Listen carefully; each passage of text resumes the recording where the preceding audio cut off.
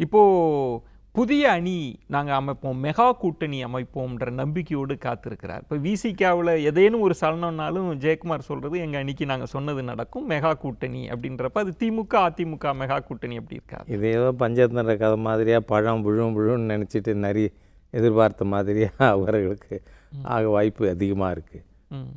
ஏனென்றால் இவங்க எங்கள் பக்கம் வந்துடுவாங்கன்னு பேசுகிறதுக்குள்ளே இங்கே உள்ளே கூப்பிட்டு என்ன மிரட்டினாரோ அல்லது என்ன சொன்னாரோ எப்படி கன்வின்ஸ் பண்ணாரோ தெரியலை. இப்போ அக்டோபர் 2ஆம் தேதி நடக்கிற மாநாடு என்ன மாநாடு? மது ஒழிப்பு மாநாடு. அப்படியா? மது உற்பத்தியாளர்கள், மது விநியோகஸ்தர்கள், மது பிரியர்கள் மாநாடாக தெரியுது. ஏன் ஒரு நல்ல நோக்கத்திற்காக நடத்துறது இல்லை, டிஎம்கே இஸ் பார்ட்டிசிபேட்டிங். கொஞ்சம் கூட ஈல்டு பண்ணாத ஒரு கட்சி. காரணம் என்னென்னா, இவர் உள்ளே போகிறத புலியாட்டம் போயிட்டு வெளில வரத்த பூனை ஆட்டம் வந்த மாதிரி தானே அன்றைக்கி இருக்குது.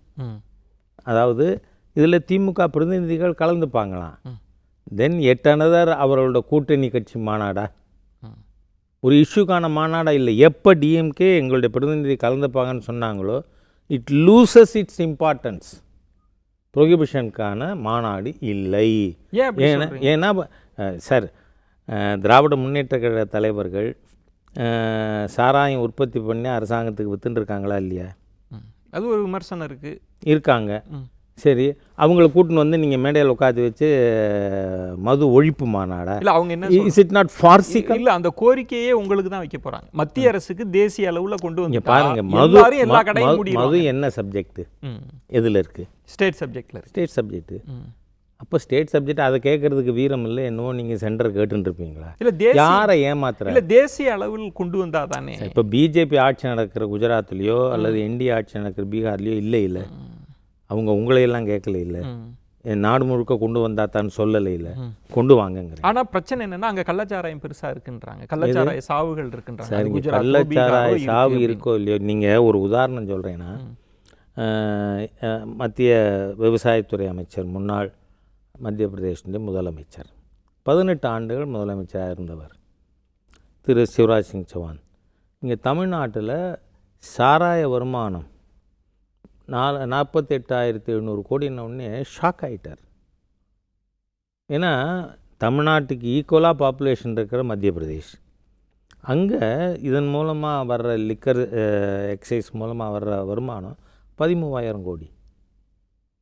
அப்போ நீங்கள் தமிழ்னு டெய்லி அதிகமான தமிழர்கள் குடிகாரனாகணும்னு இதுக்கு ஒரு இலக்கு வைக்கிறது, அதை அச்சீவ் பண்ணலைன்னா அந்த கலெக்டருக்கு நோட்டீஸ் அனுப்புறது, இந்த மாதிரியாக ஒரு குடிய மையமாக வச்சு ஒரு ஆட்சி நடந்துட்டுருக்கு. அதை கொண்டு வந்து மேடையில் உட்காந்து வச்சுட்டு மது எதிர்ப்பு மாநாடா? இல்லை, எங்கள் கொள்கையும் அதுதான்றாங்க. மது யார் கொள்கை? திமுக கொள்கையும் நாங்களும். நான் பிளைனாக இருக்க விரும்புகிறேன் சார். 1971 ஆகஸ்ட் 30ஆம் தேதி மது விலக்கை ரத்து பண்ணி தமிழனை குடிக்க செய்தது கருணாநிதி அவர்கள் தான். ஆனால் அதுக்கு பிறகு இன்னொரு சரித்திரம் இருக்குல்ல, அவர் 2 வருடத்தில் மூடிட்டார்ல, சொன்ன மாதிரி மூடிட்டாரு. அதுக்கப்புறம் தொடர்ந்தது யார்? மதுன்னா என்னன்னே ஒரு தலைமுறை தெரியாமல் வாழ்ந்த சமுதாயத்தை கெடுத்தவர் யார்?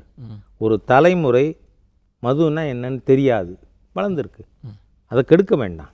லாஸ்ட் வீக்கு சென்னை உட்பட 6 கொலை ஒரு நாளில் இல்லாமல் இப்போ மதுவை தாண்டி போதை போயிருக்கு. அதை மூத்த அமைச்சர் திரு துரைமுருகன், எனக்கு அவர் ரொம்ப பிடிக்கும், ஏன்னா என்னை மாதிரி பிள்ளைங்கனா பேசுகிறாரு. அவர் என்ன சொல்கிறார், டாஸ்மாக் சாராயத்தில் போதை இல்லை, அதனால் சந்துக்கடை சாராயத்தை மக்கள் வாங்கி சாப்பிட்றாங்க. அந்த அளவுக்கு இன்றைக்கி நான் இதை வெறும் மது ஒழிப்பு இல்லை மது விலக்கு அந்த இதில் மாத்திரம் ப்ரொஹிபிஷன் அல்லது இது மது ஒழிப்பு அதை பற்றி மாத்திரம் பேசலை.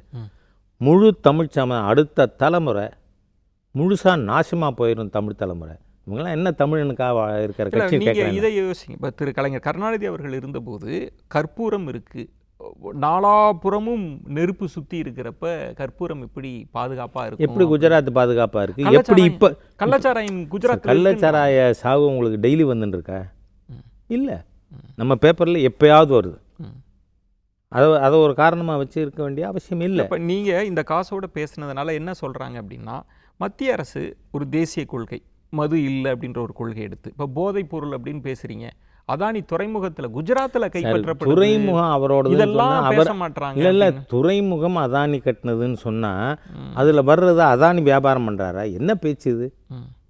இது ராகுல் காந்தி மாதிரியா அர்த்தமற்ற பேச்சுக்கு ஒரு உதாரணம். இல்லை, இப்போ போதைனால குஜராத்தை காமிக்கிறாங்களே, குஜராத் துறைமுகத்தில் தான் கைப்பற்றப்படுது. காரணம் என்ன?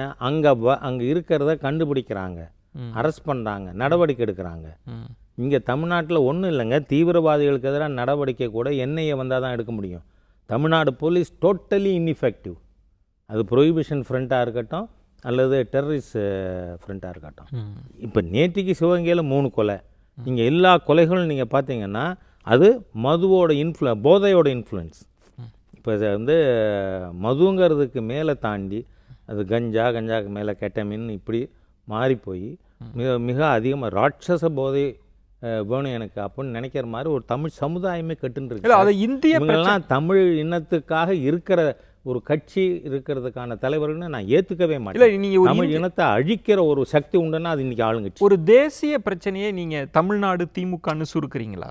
ஏன் இது இப்போ போதைன்றது இந்திய தேசிய அளவில் இருக்கு. உங்கள் கடமையை நீங்கள் செய்கிறீங்களா? ஏன்னா குஜராத் செஞ்சுருக்கு, பீகார் செஞ்சுருக்கு, செய்யுங்க. இல்லை, இந்த கோரிக்கையை நீங்கள் இந்த பணத்தை வச்சு தான் நான் வந்து இலவசங்கள் கொடுப்பேன் அல்லது மாத இது பெண்களுக்கு இது கொடுப்பேன், அதுக்கு எனக்கு இந்த சாராய வருமானம் வேணும் அப்படின்னு நினைக்கிற ஒரு ஆட்சியாக போச்சு.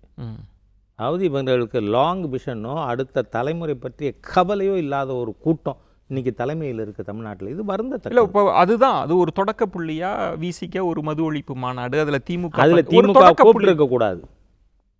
ஏதோ பேரம் நடந்திருக்கு. என்ன பேரம்னு சொல்ல யாரு கண்டா?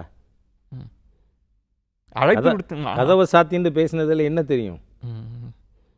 மிரட்டப்பட்டாரா இல்லை பேரத்துக்கு படிஞ்சாரா சொல்ல முடியல. உள்நோக்கம் கற்பிக்கிறீங்க. உள்நோக்கம் நான் ஏன் கற்பிக்கணும்? இது வெளிப்படையாக தெரிகிற விஷயம். விடுதலை சிறுத்தைகள் ஒன்று பேரத்தில் சீட்டில் படிஞ்சிருக்கணும், இல்லை மிரண்டு போயிருக்கணும். இந்த 2 தவிர வேறு காரணமே இல்லை. எதுக்கு நீங்கள் கூப்பிட்டீங்க? நீங்கள் முதல்ல அதிமுக கூப்பிடுறீங்க, நீங்கள் இப்போ எங்கள் அப்பீல் தான், இஷ்டம்னா வா. எல்லாருக்கும் பொது, யாருக்கும் தனிப்பட்ட அந்த அளவுக்கு விடுதலை சிறுத்தை பெரிய சக்தியா என்ன? நீங்கள் வந்து அப்பீல் விடுவீங்க, விட்ட உடனே எல்லார் கட்சியும் ஏடிஎம்கேலேருந்து எல்லா கட்சியும் வந்து உங்கள் பின்னாடி நிற்பாங்கன்னு. உங்களை அழைக்காதது வருத்தம் இருக்கா? என்னையே அழைக்கணும், குடிக்காதவன கூப்பிட வேண்டான்னு முடிவு எடுத்திருப்பாங்க. I'm teetotal. இல்லை உங்களைன்றது தனிப்பட்டு சொல்லலை, பாஜகவை அழைக்காதது அப்படின்றது கேட்குறேன். இப்போ எங்களை அழைக்க வேண்டிய தேவையில்லை. இல்லை திருமாவளவன் இல்லை, என்னைக்காவது திருமாவளவன் கட்சியோட நம்ம இணைஞ்சு போகணும், ட்ராவல் பண்ணணும்னு பேசியிருப்பேன். இல்லை, அவரோட கோரிக்கை நியாயமாக இருந்தால் சரி சொல்லியிருப்பேன். அவர் வந்து அதிகாரத்தில் பங்கு, ஆட்சியில் பங்கு நியாயமானதுமே நான் ஆதரித்து நான் பேசியிருக்கேன். அது சொல்லுவேன். அதுக்காக நம்ம இது விசிகாவோட சேர்ந்து ட்ராவல் பண்ணோம். அவர் மற்ற சமுதாயங்களால் நேசிக்கப்படக்கூடிய ஒரு தலைவர் அல்ல. இவர் ஒன்றும் பட்டியல் சமுதாயத்தினருக்கெல்லாம் ஒரு லீடர், அப்படி மேஷையா ஆஃப் தலித் கம்யூனிட்டி அப்படியும் கிடையாது. ஏன்னா அருந்ததியர் மக்களுக்கு கருணாநிதி அவர்கள் சிஎம்மாக இருக்கிறதே கொடுத்த உள் ஒதுக்கீட்டை எதிர்த்தார். ஒரு காரணத்துக்காக. என்ன காரணம் வேண்டியிருக்கு? பெரிய பாதிப்பு, கிருமி லேயர்ன்ற பாதிப்பு, இடஒதுக்கீடுக்கே பிரச்சனை வரப்போகுதுன்னு. உள் ஒதுக்கீடை பற்றி பேசினா கிருமி லேயருக்கு போகிறீங்களே நீங்கள். அவர் சொன்னார் இதில் இருக்கிற ஆபத்துகள் என்னென்ன அப்படின்னு பட்டியல். அவருக்கு இவர் வந்து முழு பட்டியல் சமுதாயத்துக்கும் நான் தலைவர்னு ப்ரொஜெக்ட் பண்ணிக்க நினச்சார். அவரே வாய் தவறி இதை எதிர்த்து அதை வந்து நான் வந்து தலித் சமுதாயத்தினருக்கு தலைவர் இல்லை அப்படின்னு again he has proved himself. இல்லை, நீங்கள் விசிக நேரோ காஸ்டிஸ்ட் பொலிட்டிக்கல் அவுட்ஃபிட், அவ்வளோதான். சரி, ஒரு பார்வை வைக்கிறீங்க. நீங்கள் சொன்னது விசிக அவர் ஒட்டுமொத்த பட்டியலின சமூகத்தின் பிரதிநிதி போல பேசுகிறார், ஆனால் அப்படி இல்லைன்னு ஒரு பார்வை. இல்லை, நான் சொல்கிறேன், தேவேந்திர உள்ள வேளாளர் பெருமக்கள் அவங்க பட்டியல் வெளியேற்றமே பேசுகிறாங்க. என்ன எந்த விதத்திலாவது ஒரு பெரிய பட்டியல் சமுதாயத்தில் பெரிய லார்ஜர் கம்யூனிட்டி, ஆனால் பெரிய பாதிப்பு ஏற்பட்டு அவங்க உங்களை ஏற்றுக்கலையே. இவர் வந்து பட்டியல் சமுதாயத்தினருக்கும் தலைவர் இல்லை சார். இன்னைக்கு திமுக அதிமுக 2 கட்சியும் முக்கியத்துவம் கொடுக்கறது விசிகா தான். விசிகா தங்க கூட்டணிக்கு வந்துடணுன்றது. நான் 3000 ஓட்டில் தோற்று போகிறத 3500 ஓட்டில் 500 ஓட்டில் ஜெயிக்க வைக்கிறதுக்கு யாருக்காவது ஆதரவு இருக்குமானால் ஒரு குறிப்பிட்ட தொகுதிகளில் அப்போ கூட இந்த கோயிலேஷன் பாலிட்டிக்ஸில் இம்பார்ட்டன்ஸ் கிடைக்கும். ஏன்னா நாங்கள் வந்து 1/3 ஆஃப் தி பார்லிமெண்ட் ஸ்ட்ரென்த் இருந்தப்போ கூட கூட்டணி நடத்திருக்கோம் 5 வருஷம் சக்ஸஸ்ஃபுல்லாக. திரு வாஜ்பாய் அவர்களுடைய ஆட்சி. அதனால் எங்களுக்கு அந்த இம்பார்ட்டன்ஸ் தெரியும். அதனால் அதுக்காக பேன் தமிழ்நாடு லீடர்னோ பேன் தமிழ்நாடு பொது ஆர்கனைசேஷனோ தலைவர் நிச்சயமா பொதுவான தலைவரா இன்றைக்கு அறிய இல்லை. அவர் பொதுஜன விரோதி. கடுமையான சொல்ல இல்ல. தெரியுங்களே. வெகுஜன விரோதி. இன்னைக்கு அக்டோபர் 2ஆம் தேதி நடத்துகிற மாநாடு மது உற்பத்தியாளர்கள், மது விற்பனையாளர்கள், மது பிரியர்கள். ஏன்னா திரு முத்துசாமி அவர்கள் சொல்லியிருக்கார், குடிகாரன்னு சொல்லக்கூடாது, மது பிரியர்னு சொல்லணும் அப்படின்னு. அதனால் மது பிரியர்கள் மாநாடு தான் அது இருக்குது இன்னைக்கு. ஆனால் ஒரு செய்தியை, இதை கடந்து ஒரு செய்தியை அது உறுதிப்படுத்தி இருக்கு. திமுக கூட்டணி உறுதியாக இருக்கும், வலுவாக இருக்கும். அதை தான் நீங்கள் 26ல் பிரிந்திருந்து எதிர்கொள்ள வேண்டும். அது அந்த செய்தியை உங்களுக்கு சொல்லியிருக்கு. 20-22 மாதங்கள் அரசியலில் ரொம்ப அதிகம். It's a long period. நீங்களும் நானும் வெயிட் பண்ணுவோம். நான் என்ன சொல்கிறேன், அரசியலில் எது வேணாலும் நடக்கலாம், என்ன வேணால் நடக்கலாம். Lettuce wait. டிஎம்கே விசிகா மட்டும்தான் இப்போ பேசுகிறேன்னா, அதுக்குள்ளே ஒரு ட்ரூஸ் வந்திருக்குன்னு விஜய்னு சொல்கிறார், ராஜா வெயிட் அண்ட் சீன்னு சொல்கிறார். அவ்வளோதான். பொறுத்திருந்து பார்க்கலாம்.